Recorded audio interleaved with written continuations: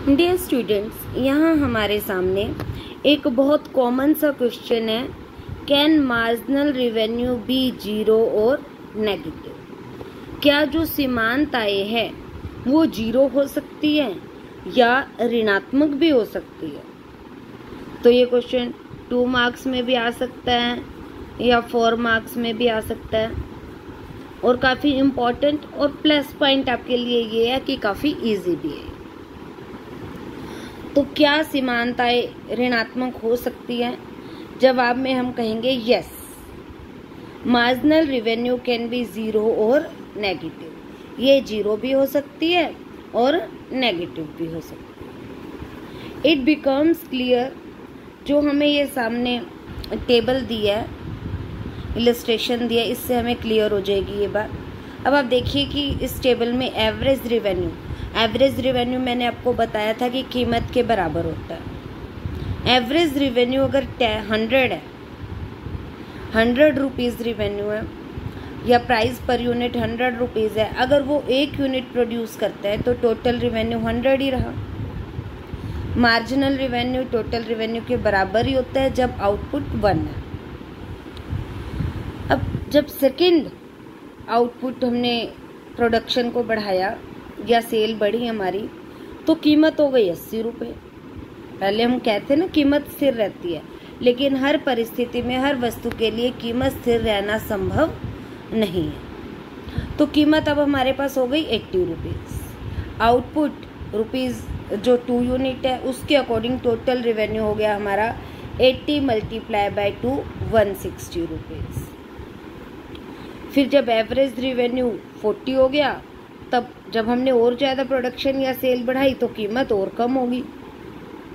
अब वैसे भी आप ये चीज़ अपनी जर्नल मार्केट में भी नोट कर सकते हो, जब किसी वस्तु का उत्पादन बढ़ता है, तेज़ी से जब किसी वस्तु का उत्पादन बढ़ता है और उसकी सप्लाई बहुत ज़्यादा हो जाती है तो उसकी कीमत कम होती चली जाती है। डिमांड के चैप्टर में भी आपने ये बात समझी थी। तो टोटल रेवेन्यू हो गया 40 मल्टीप्लाई बाय 4 160 रुपीज़। जब आउटपुट 5 यूनिट हुआ तब एवरेज रेवेन्यू यानी कि कीमत और कम होगी, 30 रुपये होगी, तब टोटल रेवेन्यू हो गया हमारे पास 150 रुपीज़। और मार्जिनल रेवेन्यू हमने इसी तरह से कैलकुलेट करा है, 160 माइनस 100, 160 माइनस 60 किया तो हो गया 0। तो हम यहाँ ये समझ सकते हैं कि जब टोटल रेवेन्यू कॉन्स्टेंट है तब मार्जिनल रेवेन्यू क्या है? 0। और ऐसा किन परिस्थितियों में होता है? जब उत्पादन के बढ़ने के साथ साथ कीमतें कम होती जा रही हैं, कीमतें गिरती जा रही हैं। अब अगर हमारा टोटल रेवेन्यू कितना हो गया? 160 से कम होके 150 हो गया। जब टोटल रेवेन्यू घटना शुरू हो जाता है तब मार्जिनल रेवेन्यू क्या आ जाता है? नेगेटिव आ जाता है। यहाँ ये बात आप अच्छे से क्लियरली समझ सकते हैं। अब बात आती है इस रिलेशनशिप को जो मैंने आपको टेबल में समझाया, यहाँ समझाया गया है कि marginal revenue can be zero और even negative but only when prices decline. मैंने आपको बताया कि मार्जिनल रेवेन्यू जीरो भी हो सकता है और नेगेटिव भी हो सकता है, but only when price is decline, जब कीमतें लगातार गिरती जा रही हैं, ऐसी परिस्थिति तभी उत्पन्न होती है। यहाँ पे जो ये वर्ड यूज हो रहे हैं मोनोपोली या मोनोपोलिस्टिक, तो इनको हम इसी चैप्टर में नेक्स्ट वीडियोस में अच्छे से एक्सप्लेन करेंगे। मोनोपोली, मोनोपोलिस्टिक और परफेक्ट कंपटीशन, ये मार्केट की सिचुएशंस होती है कि किसी वस्तु के कितने क्रेता हैं, कितने विक्रेता हैं। अगर बहुत सारे विक्रेता हैं, वस्तु को बेचने वाले बहुत सारे लोग हैं और खरीदने वाले भी बहुत सारे लोग हैं, तो उसे हम कहते हैं परफेक्ट कंपटीशन। यहाँ कीमतों में अधिक परिवर्तन नहीं होता। लेकिन मोनोपोली में क्या होता है? जो विक्रेता है वो बहुत कम है और क्रेता बहुत ज़्यादा होते हैं।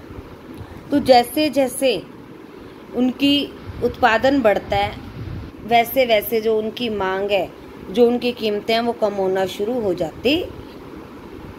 तो अब आपने ये ध्यान रखना है कि मार्जिनल रिवेन्यू जीरो भी हो सकता है, नेगेटिव भी हो सकता है, लेकिन सिर्फ तभी जब क्या है, डिक्लाइन हो रहे हैं एज अंडर मोनोपोली और monopolistic competition. And next, total revenue stops increasing when MR is zero. जब टोटल रिवेन्यू बढ़ना बंद हो जाता है, रुक जाता है, तब मार्जिनल रिवेन्यू जीरो हो जाता है। उस टाइम टोटल रिवेन्यू क्या होता है, मैक्सिमम होता है। Next, TR stars decline when marginal revenue is negative. जब मार्जिनल रिवेन्यू नेगेटिव होता है तो टोटल रिवेन्यू गिरना शुरू हो जाता है, या फिर आप इसको अपोजिटली भी समझ सकते हो कि जब टोटल रिवेन्यू गिरना शुरू होता है तब मार्जिनल रिवेन्यू नेगेटिव होता है। When MR is declining, less and less is added to total revenue. Every additional unit sold accordingly total revenue increases only diminishing rate. बढ़ता तो है लेकिन बहुत कम दर से बढ़ता है। Negative MR is possible only when price is declining under monopoly or monopolistic competition. It is not possible in case of perfect competition में ऐसा कभी भी संभव नहीं होता, क्योंकि परफेक्ट कंपटीशन में कीमतें अधिकतर स्थायी रहती हैं। और हमने यहाँ पढ़ा कि ऐसा सिर्फ तभी संभव है जब कीमतें लगातार गिर रही हों। तो ये था हमारा मार्जिनल रिवेन्यू किन किन परिस्थितियों में जीरो या नेगेटिव हो सकता